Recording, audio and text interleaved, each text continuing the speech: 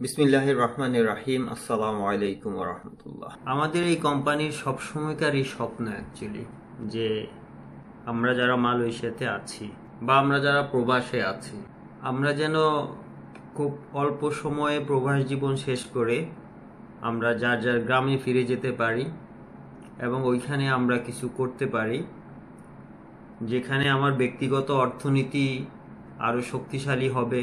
সেই হিসাবে ব্যক্তিগতভাবে আমি সবসময় চাই যে আমাদের প্রবাসীরা প্রত্যেকে যেন এক একজন উদ্যোক্তা হন, প্রত্যেকে এক একজন ক্ষুদে ব্যবসায়ী হন এবং সেই ব্যাপারে প্রচেষ্টা করেন।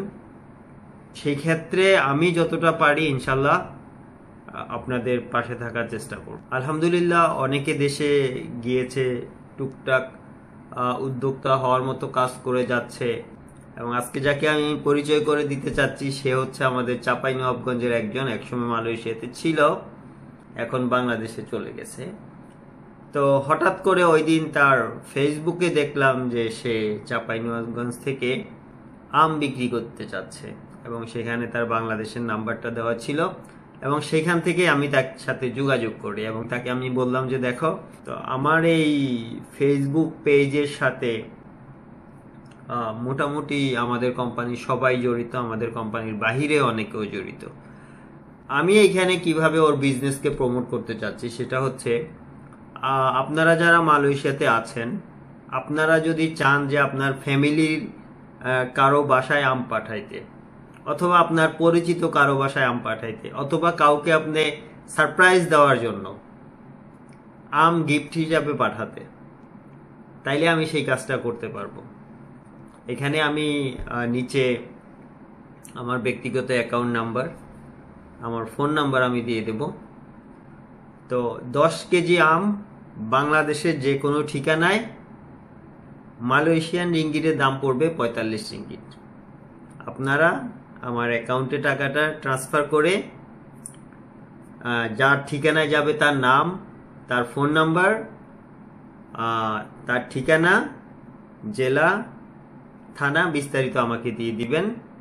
আমি মোটামুটি টাকা রিসিভ করার 3 দিনের মধ্যে আপনার সেই ঠিকানায় ইনশাল্লাহ আম পৌঁছে যাবে। আম পৌঁছানোর পরে আপনার ফ্যামিলি বা আপনি যার কাছে পাঠাইছেন সে যখন এই আম খাবে, তখন তার থেকে আপনারা একটু কষ্ট করে খবর নেবেন যে আমের কোয়ালিটিটা কীরকম।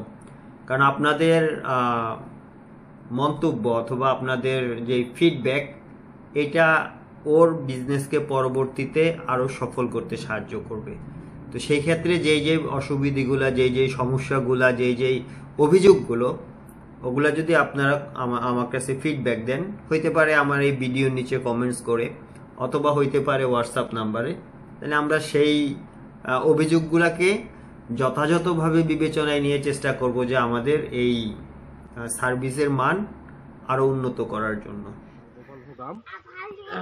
আমটা দেখুন, আমটা যেমন সুন্দর তেমন খাইতে খুব মিষ্টি, তেমন কালার। এখানে আমের কালারটা সবুজ হতে পারে, উপরটা সবুজ, কিন্তু ভিতরটা কাটলেই এরকম পাকা। সবগুলোই যেগুলো কেমিক্যাল দেওয়া সেগুলো কালার হয়, আর যেগুলো গাছ থেকে সংগ্রহ করা সেগুলো কালার হবে না। আমের কালারটা সবুজ হলো, ভিতরটা এরকম ভাবে পাকা হবে।